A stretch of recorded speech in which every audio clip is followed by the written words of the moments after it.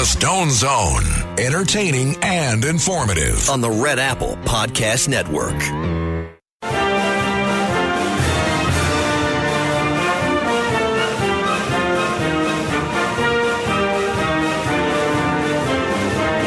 This is the Stone Zone. Now, get in the zone. It's the Stone Zone. A man who's gone through hell, but he's kept going, and he's smart, and he's strong, and people love him. Not everybody, but people love him and respect him. Roger Stone. Where's Roger Stone? Here's Roger Stone. You are now diving head first into the Stone Zone, the hottest political program on the planet. Now, one of the things that make me a conservative is I don't like the idea of the government having an exhaustive list of every American in the country, whether it is Real ID or whether it's one of the Silicon Valley giants like Palantir. And I really don't like these flock cameras as Americans watch American cities decay under decades of Democrat governance, rising crime, open borders, failed soft-on-crime policies. Flock cameras are now being floated to us as the plausible solution. These automated license plate reading cameras have proliferated by the tens of thousands across the country, often installed with very little public notice or debate. So what began as a quiet expansion has now triggered a widespread and growing public backlash. That backlash is far from irrational.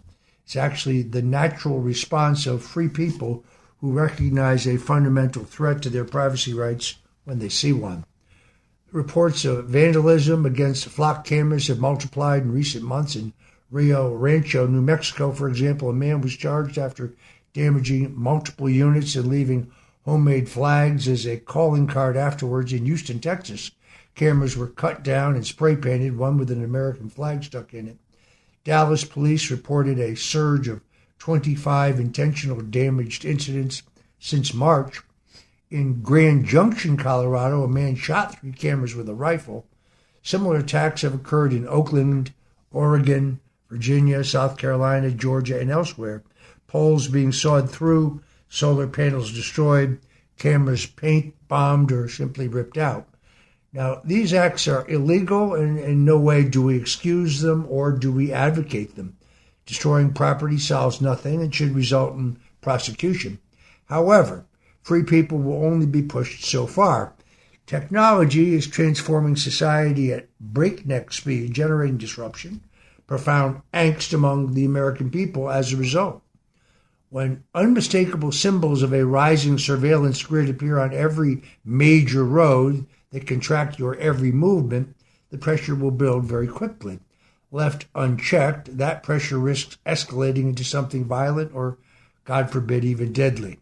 Flock cameras have become a prolific, everyday reminder of the Orwellian agenda advancing in plain sight.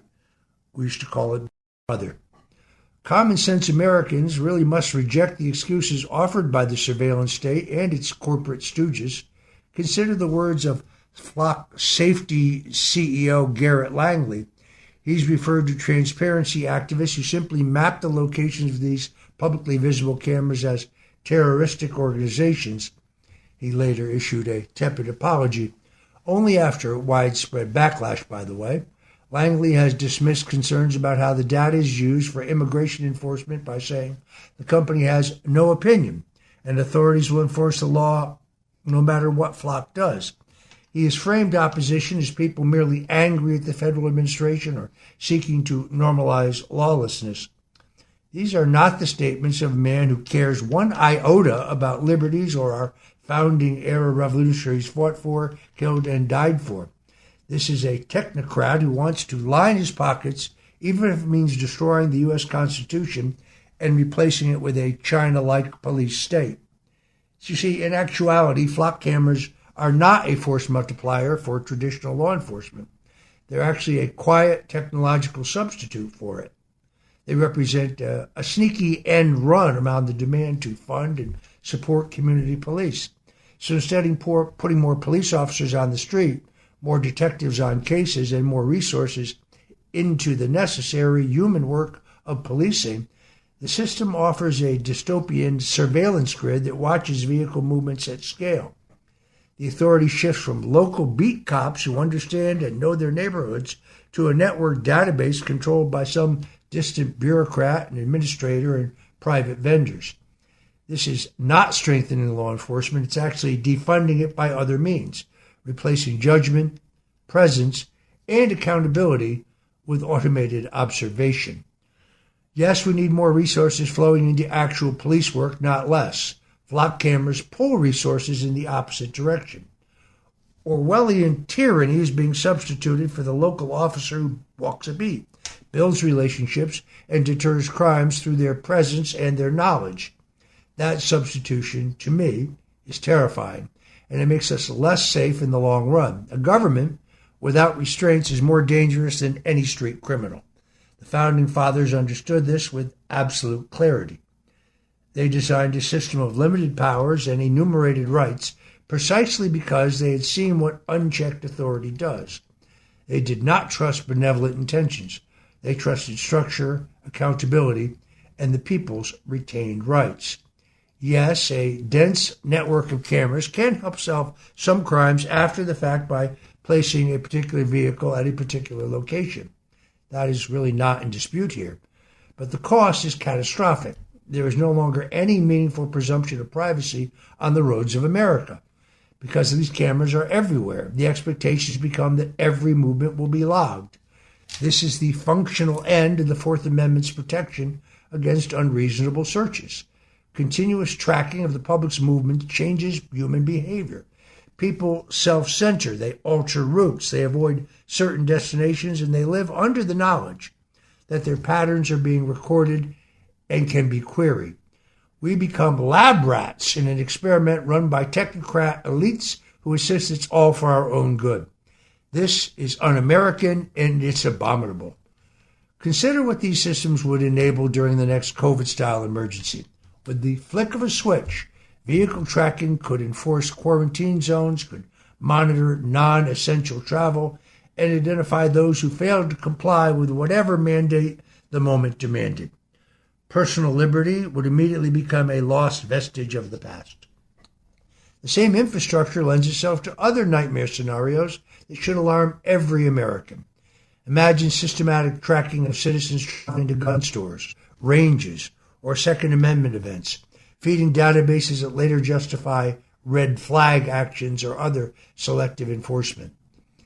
Image monitoring attendance at political rallies, church services, school board meetings, or protests against progressive policies, with patterns used to identify and pressure dissenters. These actions have already happened under previous Democrat administrations and could be turbocharged under flock camera surveillance, and it could easily be taken to another even scarier level.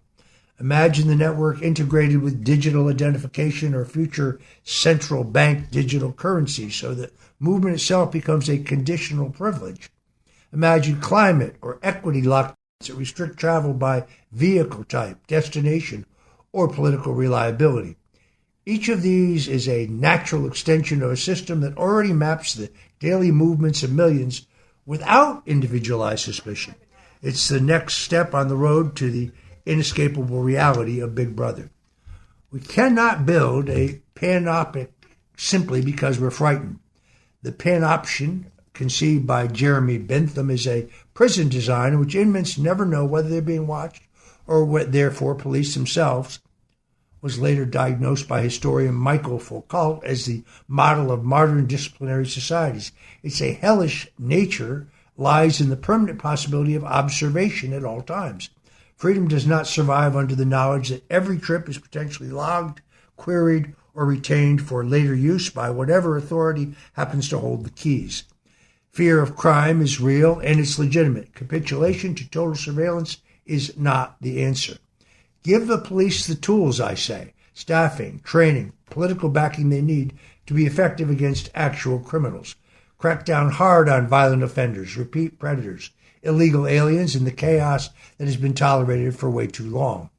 Do it the way free societies have done it for generations, through officers, investigations, prosecutions, trials, and punishment, without destroying the core constitutional rights that make America distinct. That model once worked. Americans were safer when the government remained limited and rights remained primary. We can return to that past glory, but we cannot do so accepting false dichotomies that force a choice between safety and liberty. Those who demand we surrender privacy in exchange for the promise of security are selling us a devious lie. It's time for localities and states to ban these cameras and media before society becomes a power keg. Meanwhile, President Donald Trump has delivered a decisive rebuke this very day to Senate Majority Leader John Thune and the Republican conference, insisting that the upper chamber remain in session until the Save America Act is passed, or better yet, that the filibuster is terminated so the Republicans can finally deliver on election integrity for the American people. In a forceful Truth Social post, Trump declared John Thune should not allow the United States Senate to leave town until it passes the Save America Act, or far better yet, terminates the filibuster. That's where Republicans can quickly pass everything they ever dreamed of. President Trump warned the Democrats will scrap the rule themselves the moment they regain power, adding that stupidity always brings losing and death.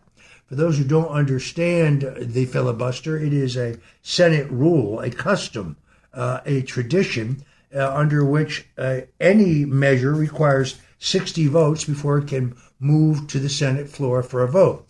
So simply having 50 votes, which I believe the Save America Act has today, plus the vote of the vote-breaking Vice President J.D. Vance, is not enough to pass the bill.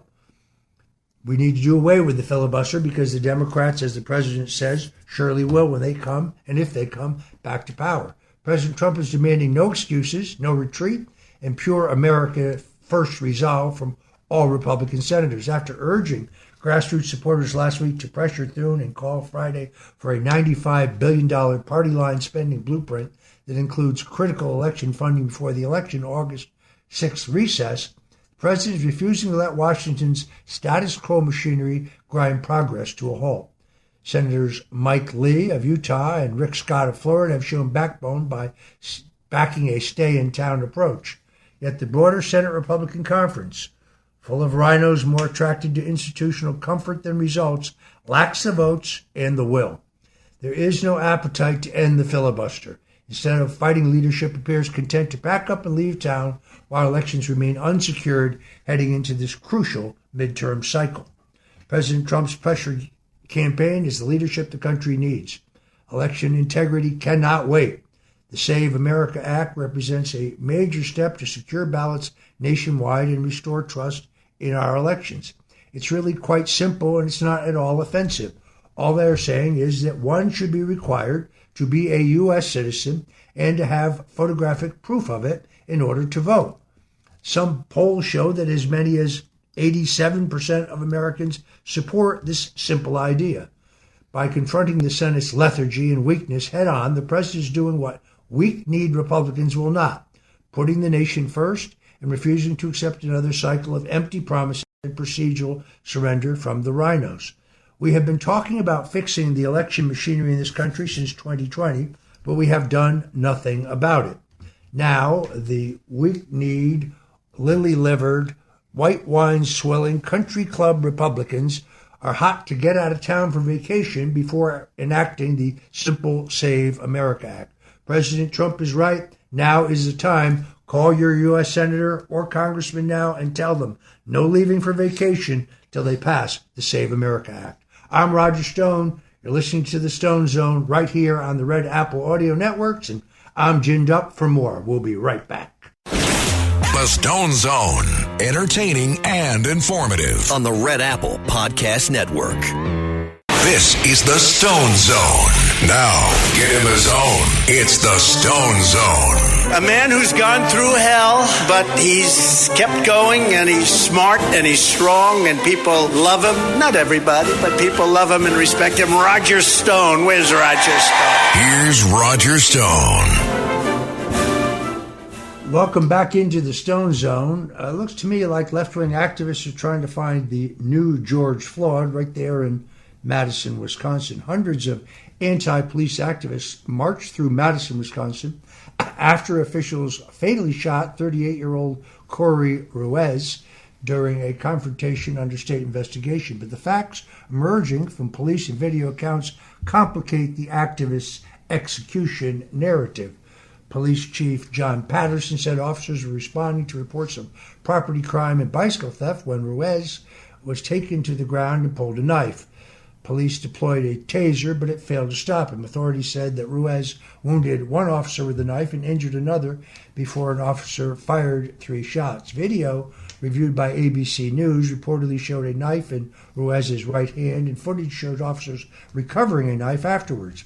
Despite these circumstances, nearly 500 demonstrators filled the streets, chanting anti-police slogans, demanding police defunding, and confronting outdoor diners. One activist disrupted a police news conference, seized the microphone, and compared the shooting to what happened to fentanyl addict George Floyd in Minneapolis back in 2020. That, as you recall, sparked nationwide riots. Ruiz's family called the shooting an execution, argued that his criminal history did not define him. Really? Perhaps because they're looking for their next payday. Ruiz has roughly 40 convictions, including violent offenses, a prior conviction for battery against a law enforcement officer, and a supervised release violation. The Wisconsin Department of Criminal Investigation will determine whether the shooting was lawful. They ultimately should, away from political pressure. Left-wing activists can always push and rush to condemn police before evidence is complete, while minimizing the split-second danger that our police officers face. It's part of their war on civilization. We can never back down against the leftist threat, otherwise it will be like 2020 all over again. I say protect the rule of law. That must always take precedence over the cries of the soulless woke mob. Meanwhile, Dr. Anthony Fauci's diaries have exposed him to be a psychopath. In one particular notation, he speaks about Michael Caputo, the undersecretary of HHS sent over from the Trump White House to try to get some handle on Dr. Fauci and his self-aggrandizement. It's very interesting. In his diary entry, Fauci specifically says, this Caputo, he's a con man. If the guy would just stop tweeting about Roger Stone and pay more attention to my media appearances, we might be better off. Well, in my view, Dr. Fauci is one of the great psychopaths of all time, and he could be the greatest mass murderer in world history. I'm Roger Stone. You're listening to the Stone Zone. I don't mind taking the slings and arrows if it's coming from Dr. Anthony Fauci. Don't go away. We'll be right back with more. The Stone Zone, entertaining and informative. On the Red Apple Podcast Network. The Stone Zone, entertaining and informative. On the Red Apple Podcast Network. The Stone Zone. A man who's gone through hell, but he's kept going, and he's smart, and he's strong, and people love him. Not everybody, but people love him and respect him. Roger Stone. Where's Roger Stone? Here's Roger Stone. Welcome back into the Stone Zone. As I said, Senator Rand Paul has released excerpts from Dr. Anthony Fauci's personal diaries, and the picture they paint is, well, deeply troubling. Across more than 1,100 pages, the former federal COVID advisor repeatedly tracked his media appearances, his glowing media profiles, and his rising celebrity, while Americans are being told to mask, isolate, cancel holidays, close businesses, and accept sweeping government restrictions on their private lives. In one May 2020 entry, Fauci describes his fame as explosive and wrote that he'd become the most recognizable person in the world. He also worried that the White House believed he was becoming a bigger star than President Trump. That self-focus stands in sharp contrast to the enormous human cost of the COVID lockdown policy that he pushed, which included lost livelihoods, closed schools, family separation, and the erosion of our basic freedoms. The diaries also show Fauci warning against Thanksgiving travel while recounting a public walk where he was mobbed by admirers seeking photographs. Meanwhile, early entries repeatedly reference Wuhan, China, and the efforts to challenge the lab leak theory, showing that Fauci initiated the cover-up from the very outset. Now, just to remember, Dr. Fauci denied under oath before the United States Senate, under questioning from Senator Rand Paul, that the COVID-19 vaccination had been weaponized or given gain-of-function status in a Wuhan, China lab. That was a lie, a crime, lying under oath to Congress. I was charged lying under oath to Congress, but no misstatement I made to Congress was material. In other words, there was no underlying crime to cover up. Not the case in the situation with Dr. Fauci. Fauci now is scheduled to testify before the Senate this week again, where Senator Paul is expected to press him on the pandemic response, go through the gain-of-function research and the credibility of his past statements. It's time, I think, that the American people deserve straight answers. The COVID era cannot be buried under media praise and bureaucratic excuses. Accountability is long overdue, and the American Mengele, as I like to call him, has skirted it for too long. Fauci must be brought before a court of law. Of course, he will argue that he has a preemptive pardon, in which case the Justice Department can then argue that his pardon is executed with an auto pen. That would put the authority and the legitimacy of the auto pen in front of an American court, something I would like to see. This is what he did during the COVID pandemic. It is inexcusable. Let us hope that the Justice Department will ultimately charge him his lies before the Senate, if not crimes against humanity. Meanwhile, a new independent review has exposed how badly Bill Gates understated the extent of his dealing with the deceased pedophile Jeffrey Epstein. One of the things I do find humorous is people online on X, sometimes on other websites, talk about Roger Stone being seen on Epstein's island, essentially being accused specifically of assaulting a child. We knew it was him because we saw his Nixon tattoo. That is defamatory. It's a lie. In fact, I'm the first author in the country to fully expose Jeffrey Epstein back in 2015 in my book, The Clintons' War on Women. But whenever you see this claim of Roger Stone being seen on Epstein's island, you never see a name associated with it. That's because anybody who says that will get slapped with a defamation suit faster than you can blink an eye. Just for those of you who may be thinking about it. In any event, for years, Bill Gates portrayed his association with Epstein as limited, regrettable, and barely a relationship. But the Gates Foundation's Wilmer Hale review found roughly 30 meetings between Epstein and Foundation leaders, including Gates, from 2011 through 2014. Those contacts continued even though employees repeatedly warned senior leadership about Epstein's 2008 sex crime conviction and the obvious reputational danger. Meetings occurred at Epstein's Manhattan townhouse and on the Foundation's campus. Gates already knew about Epstein's criminal history, yet discussions continued over proposed philanthropic projects that ultimately produced no fund and no meaningful benefit to the public. The review found no evidence that the Foundation paid Epstein, participated in illegal conduct, or knew about his trafficking operation. That's their story, and they're sticking to it. Gates' misleading public minimization of the relationship shows the connection is, at a minimum, bizarre. Bill Gates previously claimed there was no relationship of any kind and called the association a mistake. Well, 30 meetings to me, that indicates there was a relationship. 30 meetings after repeated internal warnings are not easily dismissed as a few unfortunate or mistaken encounters. The review also had a major limitation as investigators did not examine Gates' personal emails or communications from his private office. That means many important questions still remain unanswered. Gates later testified before Congress, calling the association a grave error in judgment. But accountability requires more than carefully lawyered regret. The facts show an elite billionaire ignored warnings, continued engaging with a convicted predator, and then spent years downplaying how extensive those communications really were. It's now clear that Gates is another co-collaborator of Epstein's and should also be brought up on charges, in my view. A federal appeals court has handed Democrat-led states a temporary victory over President Trump's election integrity agenda, blocking key safeguards just months before the midterm elections. In a 2-1 decision, the first U.S.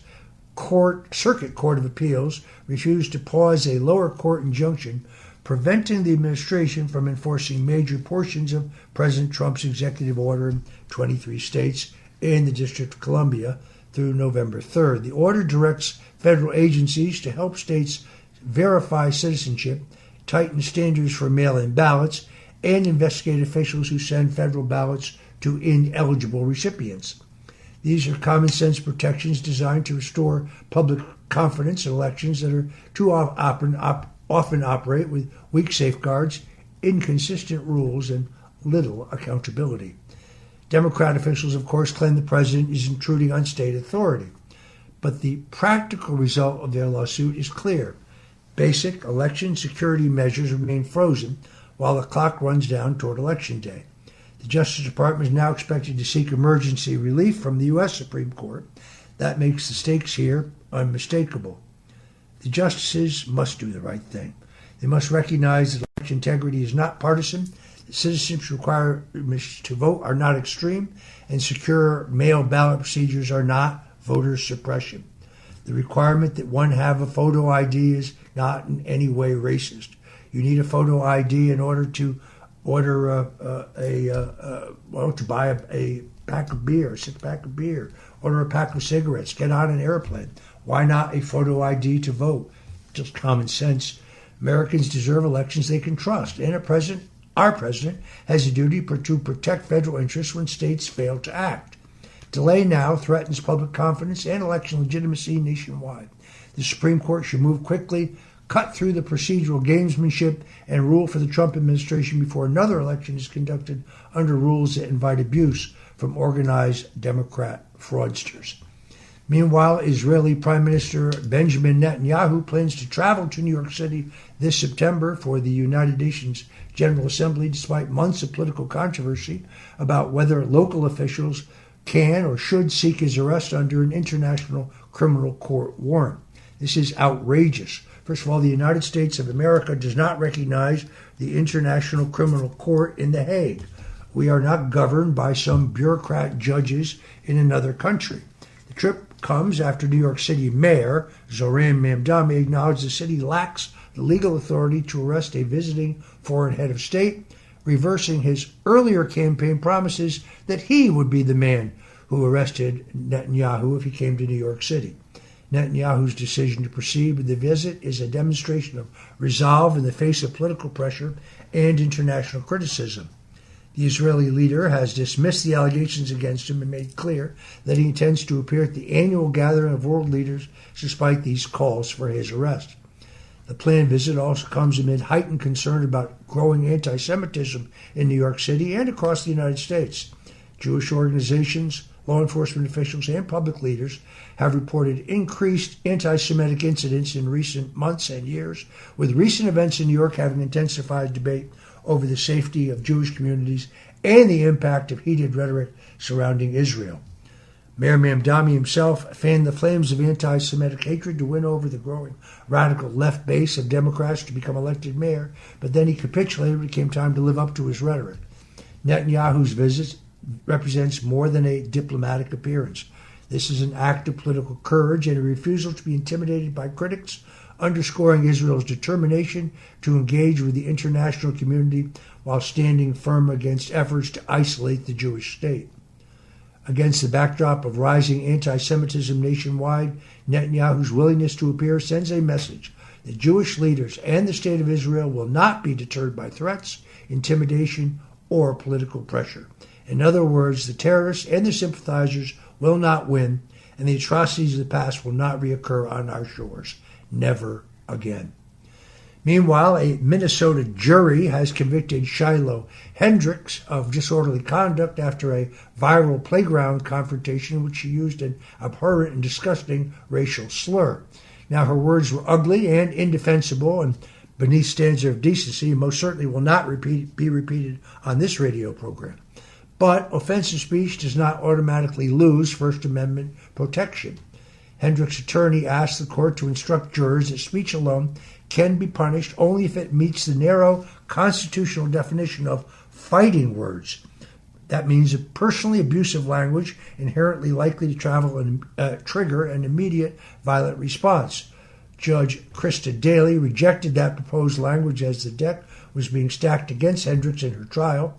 After woke leftists attempted to destroy Hendricks' life in the aftermath of her comments, she was able to actually raise hundreds of thousands of dollars from people who believed she deserved a fair trial despite her abhorrent speech.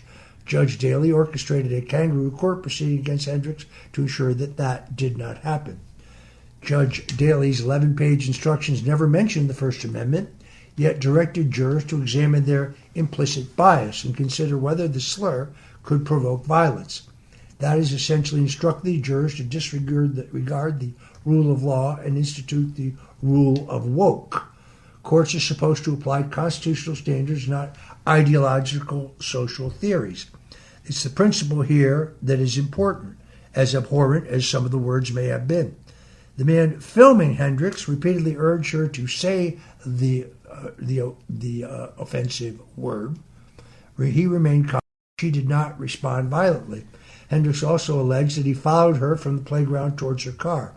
None of that excuses what she said, by the way. It does, however, matter when deciding whether her speech crossed the demanding legal threshold of criminal punishment. That's certainly a very high bar. The jury acquitted Hendricks of a disorderly conduct allegation involving a child, but convicted her over the confrontation with the cameraman. Her attorney called the proceedings bizarre, and he felt he was fighting a prosecutor and a judge. He has vowed to appeal. We should certainly not be rooting for her appeal to be successful. We should certainly be rooting for her appeal to be successful, or this case should be used as a precedent, expanded to violate First Amendment rights in more cases. The Stone Zone, entertaining and informative. On the Red Apple Podcast Network.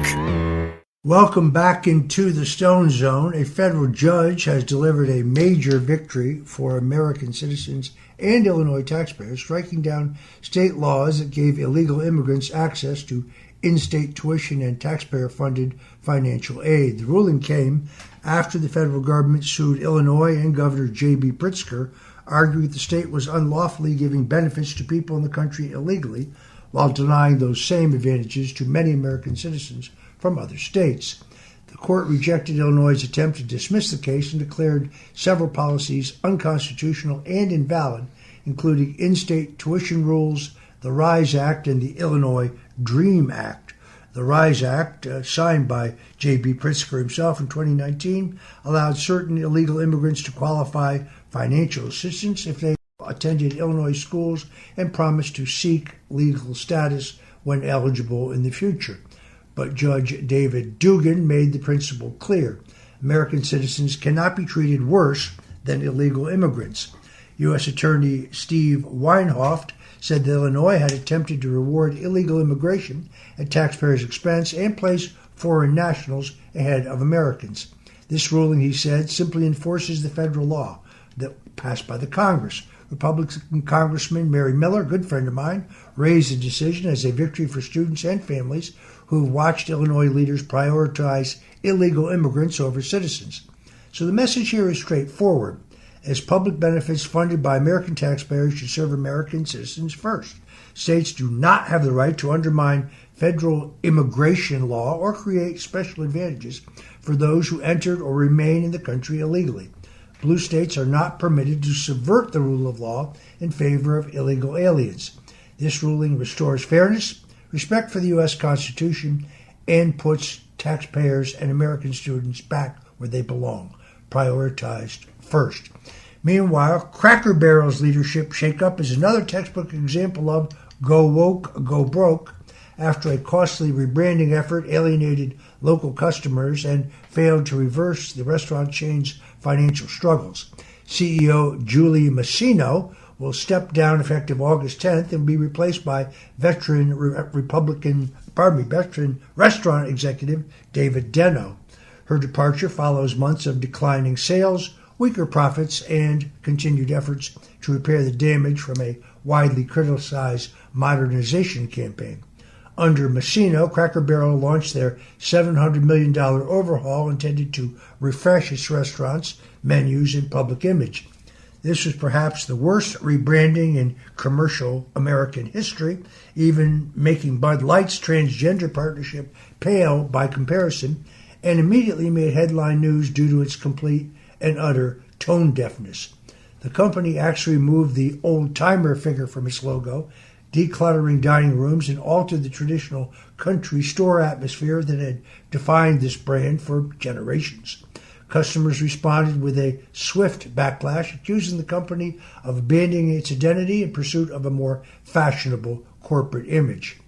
Cracker Barrel reversed parts of the rebrand within days, acknowledging that the effort had completely missed its mark, but the retreat did not immediately restore customer confidence. Quarterly revenue and profits later declined. The company sold restaurant properties to reduce debt, and then it unloaded its Maple Street Biscuit Company business while closing 16 of its locations. Cracker Barrel shares also remained lower than they were before this rebranding controversy. This episode offers a clear warning to companies tempted to discard tradition in search of woke plaudits and left-wing cultural approval. Cracker Barrel built its reputation on comfort food, nostalgia, love of country, and a proud display of authentic Americana. By distancing itself from those qualities, management appears to forget the customers who made the brand successful to begin with. Massino's unceremonious exit suggests the market delivered its verdict. The market is always right.